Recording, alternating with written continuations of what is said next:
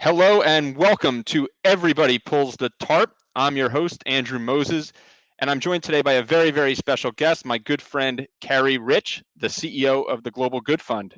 Hello, Carrie. Hey there, Andrew. Thanks for having me. Oh, it's my pleasure. It's my pleasure. Before we get started, I want to address a question that you probably have. Why do we call it Everybody Pulls the Tarp? Well, Everybody Pulls the Tarp is really centered around a philosophy that I have that great teams are powered by individuals who go above and beyond the boundaries of their job description. And I first thought about this mantra and this philosophy about 15 years ago when I started my career working as an intern in minor league baseball. And on my first day, the chief executive says, "Andrew, welcome aboard. And tomorrow, bring some old dirty clothes and keep them in a locker at the stadium because we're going to need you to pull the tarp on and off the field during rain delays." And I said, "What do you mean?" And he said, "Well, you're going to do lots of different things here, but one thing you need to know about the minor leagues is that the grounds crews are about 4 or 5 people, and in the major leagues they might be 15, 16 people or more. So at times, we're going to need everybody in the organization, top to bottom, to pitch in and get the job done." So this philosophy has really stuck with me, Carrie, my entire career so far. And I truly believe that the best leaders are those that go far beyond the boundaries of their job description to do whatever it takes to get the job done.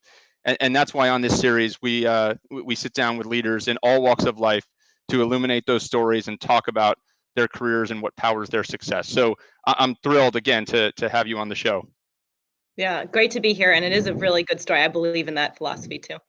Well, you've certainly accomplished quite a bit so far in your career, Carrie, and you're just getting started, in my opinion. But why don't you go ahead and tell the audience a little bit about what the Global Good Fund does? Great. Well, thank you. Global Good Fund's an 8-year-old organization. We consider ourselves a social enterprise, meaning we were founded and continue to grow to serve a social impact in the world. And what we do is we scour the planet to identify high potential young entrepreneurs who are committed to growing their businesses for social good.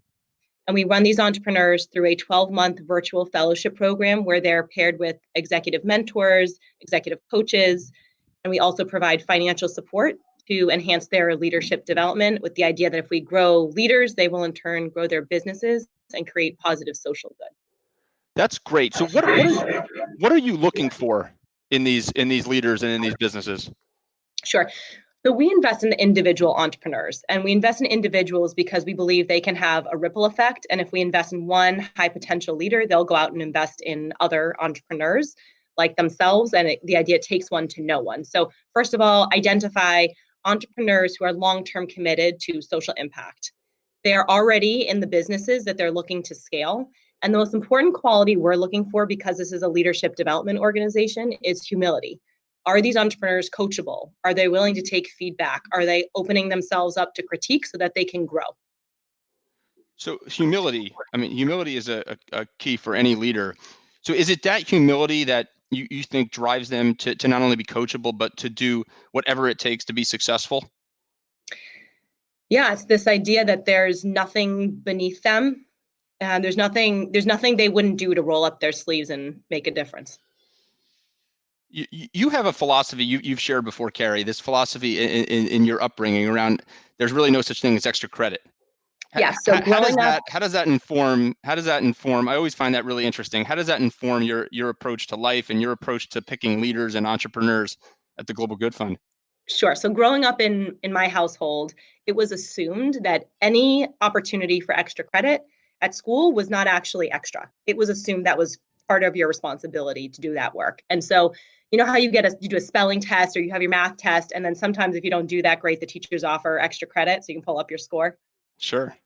Yeah. So in my household, regardless of what score you got on the test, it was assumed you would be doing the extra credit. And so that translated into Global Good Fund, which and any job I've had, which is that always go above and beyond. You always do quote unquote extra. And to me, it's never extra. But there are a lot of people for whom extra credit is extra. And if you can find people who embrace every opportunity to do better, every opportunity to learn something, every opportunity to go the extra mile, those are the types of young leaders we're looking to support.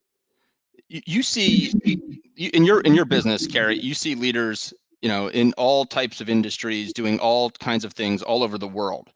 I'm curious, what is it about an entrepreneur that kind of fires them up to just do whatever it takes to get the job done and go beyond the call of duty? What's driving those folks? Most people we've come across, be they entrepreneurs or really anyone in any walk of life, want to be part of something greater than themselves. And they want to be professionally successful, but they also want to have their lives be socially significant. And so we find that what drives our entrepreneurs is actually the same thing that drives our executive mentors, which is the same thing that drives our donors and philanthropists, which is people want to be something greater than themselves. And the way you do that is by contributing to a world beyond oneself, contributing to making the world a better place. And the vehicle that Global Good Fund entrepreneurs use is business. Hmm.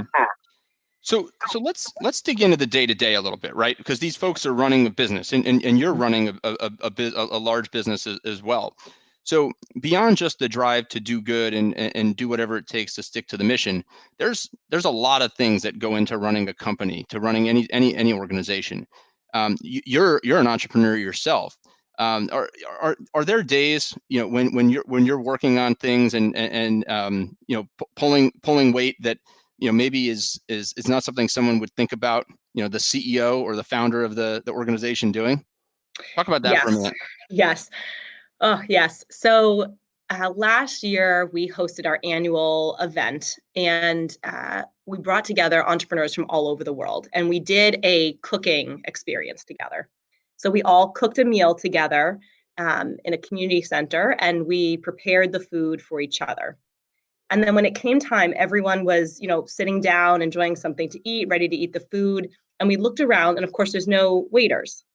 And so I thought that was a really great opportunity. So I put on my Global Good Fund apron and I became the wait staff. And it was such an awesome experience to get to serve people. I mean, that's why we're here, right? Is to serve these amazing social entrepreneurs. And what better way to demonstrate that than literally bringing over the food to their table and being part of the service team. And what did people say about that? I'm curious. Did people notice? Did people just think that was what was supposed to happen? It took a few minutes for people to notice. You don't do it to be noticed. So I was trying to be sort of behind the scenes about it. But I would ask, "What can I get you to drink? Can I get you something else to drink? Can I get you a refill?" And people did a double take because you just do it to do the right thing, and you do it to be of use to other people and make people's lives a little bit easier. And it was definitely unexpected. And a few people offered to do it instead of me. But of course, I invited them to participate as well and help serve. But no, I was going to keep serving. That is my role. The whole point is to serve other people. Yeah, and I think sometimes it's about realizing that you're bigger. The program or the event or the initiative is bigger than any one human being. Even in your case, the CEO. I think back, going back to the minor league baseball example. I think back to a day when it was about 5:30. The team was about to go on the road. The team was about to come in from the road, Mm-hmm. and the road days in the minor leagues, you typically get out a little earlier. When they're home for 10 days, you're there 10, 11 o'clock at night, midnight, 1 o'clock in the morning if they go in it, if they go into extra innings. So I was looking forward to getting home and getting some sleep. And somebody comes by and hands me a couple paint cans, and it was the team colors, and they said, the general manager from the big league club is coming down here tomorrow to see one of the players rehabbing and paint the clubhouse. And at first I said, this is really not, like, this doesn't seem like something I should be doing. But I tried to put myself, in the shoes of what the bigger picture was.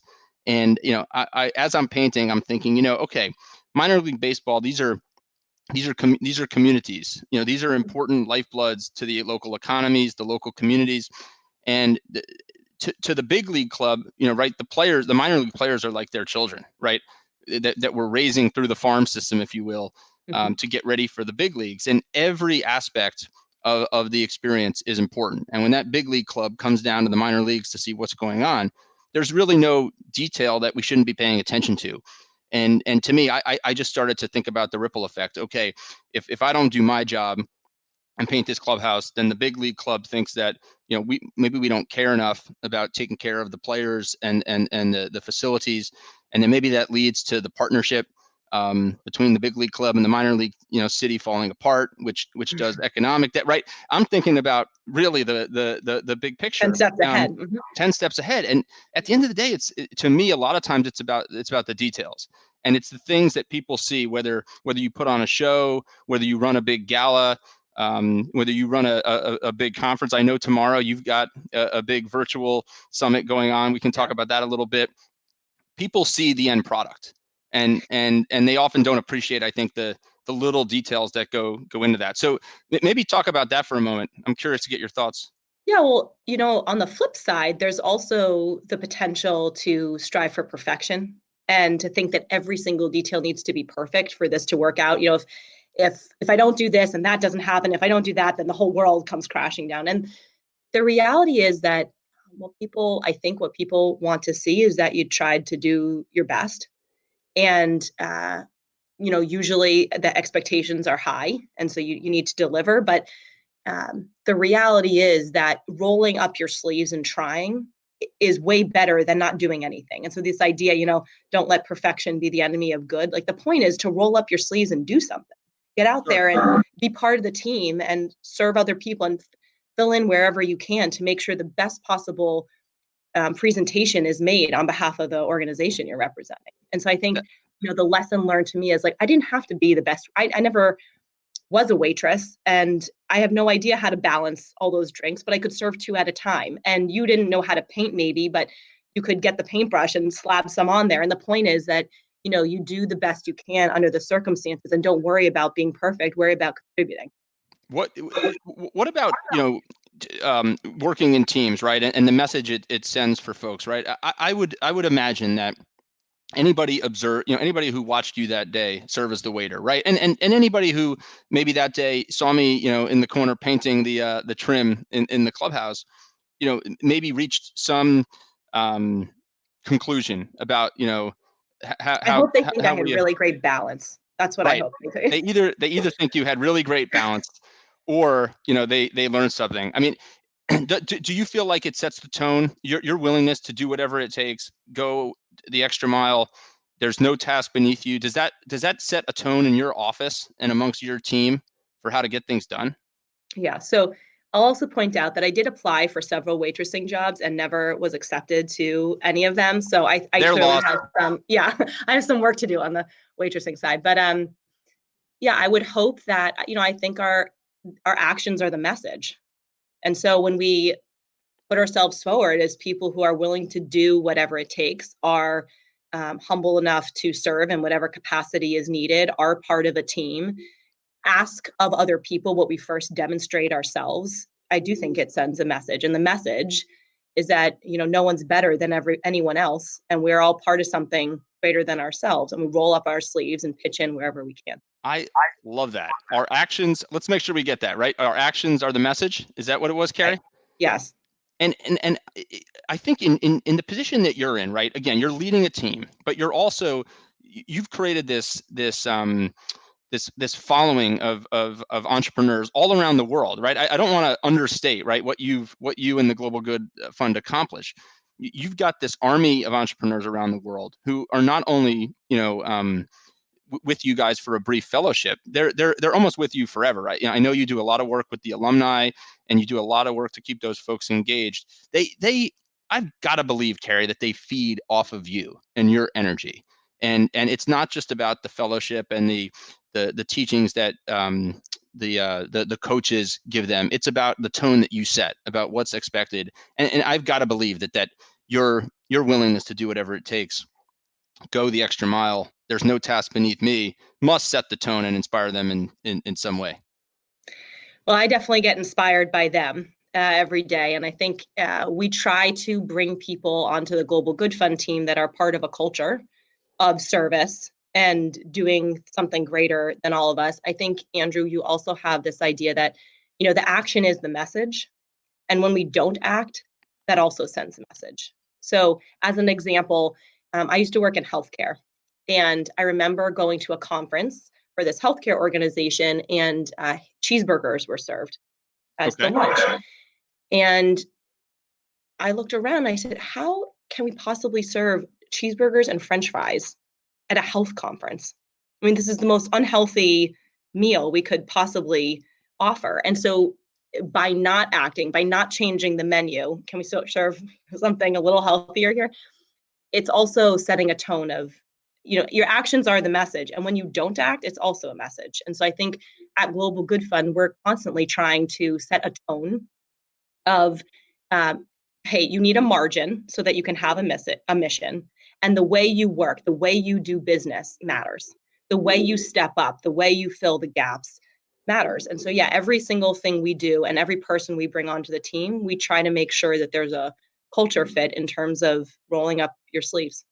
What a phenomenal example and lesson, right? I mean, that's one of the great things about this interview series that we're doing is that we uncover all these really cool stories. I mean, this cheeseburger story. What was it? Just an accident? Was it just a lack of attention to detail that it even ended up part of the equation? Yeah, I think cheeseburgers can taste delicious, and someone felt like cheeseburgers, and no one was. That wasn't the focus of the event. The menu wasn't the focus of the event, but gets back to what you said before. With every detail matters, and so the idea that we would allow that, it gave permission for us to behave in an unhealthy manner within a healthcare context. And so when whatever we say, whatever we write, however we behave at the Global Good Fund or in any business sets a tone. And so I think it's not only what we do say, it's what we don't say, it's what we don't do, how we don't step up that matters too. And everybody, I think in those settings, right, everybody might not be watching, but the people that are watching, it matters. And it makes a difference. And I'm sure there's somebody that would have noticed that the tone wasn't right, that the healthcare conference wasn't serving the. Well, I noticed. You noticed. I noticed, and I think, yeah, and I said something because that happened to be kind of related to my that we could do better. I said something, but I think the point here is that it's kind of uncomfortable sometimes to step up and say something, especially when it's not really your responsibility. But I think it's important to roll up your sleeves even when no one is watching, right? Like even when you're behind the scenes, it matters to roll up your sleeves and pitch in. And it doesn't matter that no one's watching, because it still matters that you were contributing to something beyond what you think your roles and responsibilities are. What a lesson, Carrie, that everybody can learn from. And these are some great thoughts and perspectives. I want to shift for a minute back to the entrepreneurs that you work with. Okay, you work with so many fabulous entrepreneurs who are doing so many fabulous things. And I want to talk a minute or two about the exciting event that you have coming up here. But let's talk about your entrepreneurs.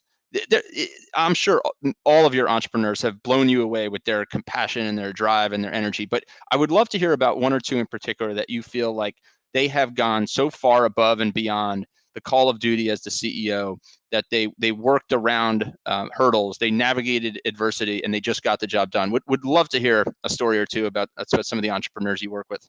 Sure. So Global Good Fund is supporting a company called Isusu, and we've supported both of the co-founders, Samir and Abby. And Samir is a first-generation American, and Abby grew up in the slums of Nigeria, single parent family, and came to the U.S. And what they realized was that people who are poor have a really hard time establishing credit.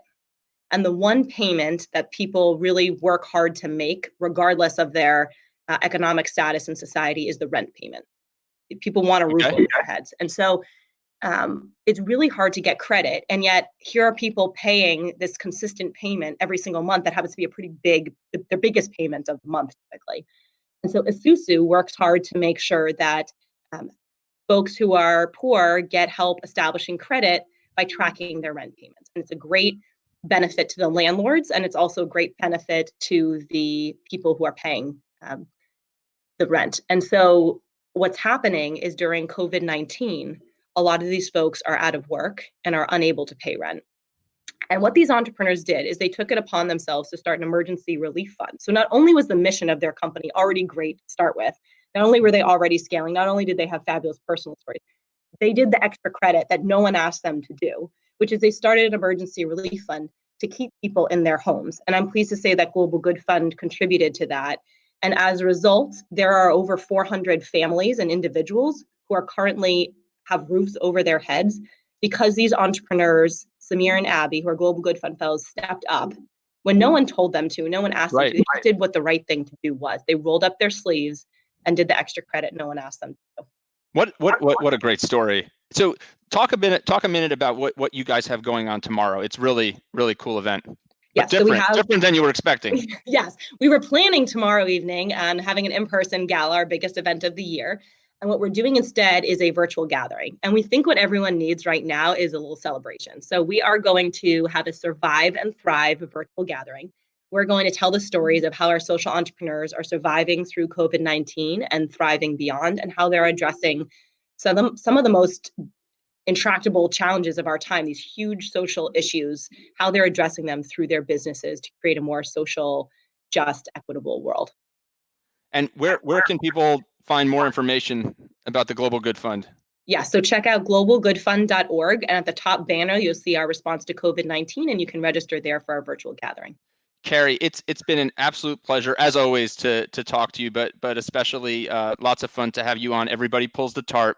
You are pulling the tarp every day, making an impact both at the Global Good Fund and then, of course, worldwide through the network of great entrepreneurs that you're bringing into the fold. Thank you again for joining us, and we'll talk soon. Thanks, Andrew. It's such a great pleasure to be part of your program.